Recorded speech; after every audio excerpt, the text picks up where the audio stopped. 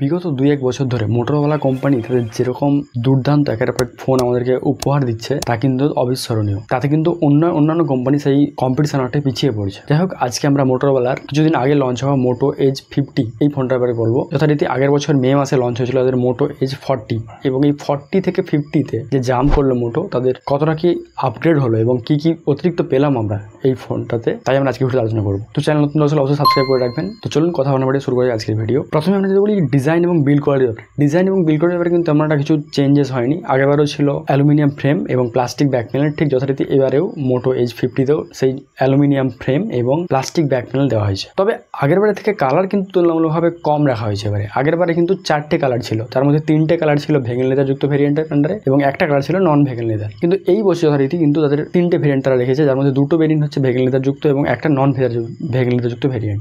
Display কথা বললে কিন্তু সেরকম খুব একটা চেঞ্জেস হয়নি, তবে রেজুলেশনে কিছুটা চেঞ্জ হয়েছে। আগেরবারে দেওয়া হয়েছিল একটা ফুল এইচডি প্লাস ডিসপ্লে, এবারে দেওয়া হচ্ছে একটা 1.5K যুক্ত ডিসপ্লে। আগেরবারে মোটো এজ 40 ফোনটাতে ছিল 6.5 ইঞ্চি একটা ফুল এইচডি প্লাস 144 হার্টজের একটা POLED যুক্ত কার্ভ ডিসপ্লে। যথারীতি এবারেও কিন্তু একই রকম ডিসপ্লে দেওয়া হয়েছে, তবে সেটা 1.5K রেজুলেশন যুক্ত। এই যা চেঞ্জেস, এছাড়া কিন্তু কোনো চেঞ্জেস নেই এবং কালারও অলমোস্ট একই রকম। তবে এবারে নতুন একটা জিনিস অ্যাড করা হয়েছে, তা হচ্ছে স্মার্ট ওয়াটার টাচ। এটা কিছুই নয়, আপনি ভেজা হাতেও যদি টাচ করেন ফোনে, সেক্ষেত্রে কিন্তু ভালোভাবে টাচ নেবে। চার্জারের মধ্যে কিন্তু কোনোরকম কোনো চেঞ্জেস না থাকলেও ব্যাটারি এমএইচ এর মধ্যে কিন্তু একটা চেঞ্জেস রয়েছে। ব্যাটারি ক্যাপাসিটির মধ্যে একটা চেঞ্জ রয়েছে। আগেবারে দেওয়া হয়েছিল 4400 mAh এর ব্যাটারি, এবারে দেওয়া হয়েছে 5000 mAh এর ব্যাটারি। তো সেক্ষেত্রে অবভিয়াসলি আপনি ব্যাটারি ব্যাকআপটা বেশি পেয়ে চলেছেন এই ফোনটাতে। এবং মোটো এজ 50তে আরেকটি নতুন অ্যাড করা হয়েছে, তা হচ্ছে ওয়্যারলেস চার্জিং এর সাপোর্ট। এখানে একটা 15 ওয়াটের ওয়্যারলেস চার্জিং এর সাপোর্ট দেওয়া হয়েছে, যেখানে আগেরবার ছিল না। স্পিকার কথা বললে সেক্ষেত্রে অবভিয়াসলি একই রকমই স্পিকার কোয়ালিটি আপনি পাবেন। আগেরবার যথারীতি যেমন ছিল ডুয়াল স্পিকার, এবারেও কিন্তু সেই ডুয়াল স্পিকারই থাকছে এবং সেটাতে ডলবি অ্যাটমসের সাপোর্ট, যেটা মোটোরোলার প্রায় সব ফোনেই পাওয়া যায়। তো এ ব্যাপারে এমন কিছু স্পেশাল কিছু বলার কিছু নেই।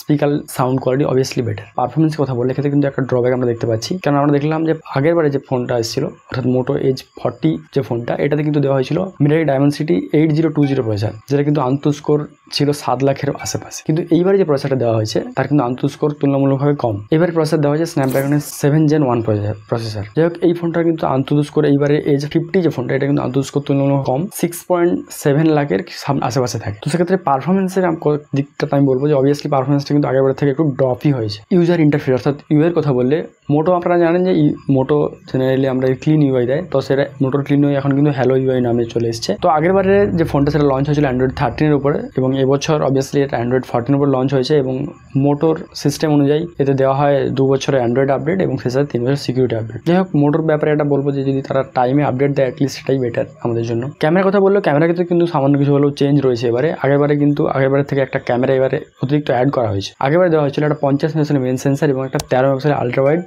Macro lens. মেন ক্যামেরার সেন্সারটা যেটা ছিল তার অ্যাপারচার ছিল 1.4 এবং আলট্রা ওয়াইড যে লেন্স তার অ্যাপারচার ছিল 2.2। তবে এবার যে ক্যামেরা সেটা ইউজ করা হয়েছে একটা 50 মেগাপিক্সেলের মেন সেন্সার যার অ্যাপারচার 1.8 এবং একটা 13 মেগাপিক্সেলের আলট্রা ওয়াইড লেন্স যার অ্যাপারচার 2.2 এবং একটা 10 মেগাপিক্সেলের telephoto lens 3x telephoto lens, যেখানে পোর্ট্রেট ছবির ক্ষেত্রে অনেকটা বেশি কাজে লাগে। তবে আসলে বলবো যে ক্যামেরা কিন্তু আগেরবার থেকে ইমপ্রুভ হয়েছে এবং সেক্ষেত্রে মোটো কিন্তু তাদের ছবিতে অনেকটা বেশি ইমপ্রুভ করেছে। অ্যাটলিস্ট স্টিল ইমেজে বলবো সেক্ষেত্রে মোটো কিন্তু অনেকটা আপগ্রেড করেছে তাদের স্টিল ইমেজের ক্ষেত্রে। মোটোর যে ক্যামেরা অ্যালগরিদম সেটা কিন্তু অনেকটাই আপগ্রেড হয়েছে আগের থেকে, এবং এখন কিন্তু মোটোর যে ইমেজ প্রসেসিং যে টিউনিং ব্যাপারটা সেটা কিন্তু অনেকটা বেটার। অর্থাৎ মোটো এজ 40তে আপনি যদি ইমেজ টিউনিং দেখেন এবং এজ 50তে আপনি ইমেজ টিউনিং দেখেন, সেক্ষেত্রে কিন্তু আকাশ পাতাল পার্থক্য পাবেন আপনি। তো যাই হোক, ক্যামেরা কিন্তু বিশাল বড় একটা জাম হয়েছে। সেক্ষেত্রে আমি বলবো যে ক্যামেরার ক্ষেত্রে কিন্তু একটা বিশাল বড় আপগ্রেড রয়েছে। সেলফির ক্ষেত্রে তেমন কিন্তু কোনো রকম চেঞ্জেস হয়নি। আগেরবারেও যথারীতি দেওয়া হচ্ছে একটা 32 মেগাপিক্সেলের সেলফি ক্যামেরা এবং এবারেও ঠিক যথারীতি দেওয়া হচ্ছে একটা 32 মেগাপিক্সেলের সেলফি ক্যামেরা যার অ্যাপারচার 2.4। আর যদি বলি ম্যাক্সিমাম ভিডিও রেকর্ডিং কথা, এক্ষেত্রে কিন্তু কোনো কিছু চেঞ্জেস হয়নি। যেমন আগেবারে যেমন দেওয়া হয়েছিল 4K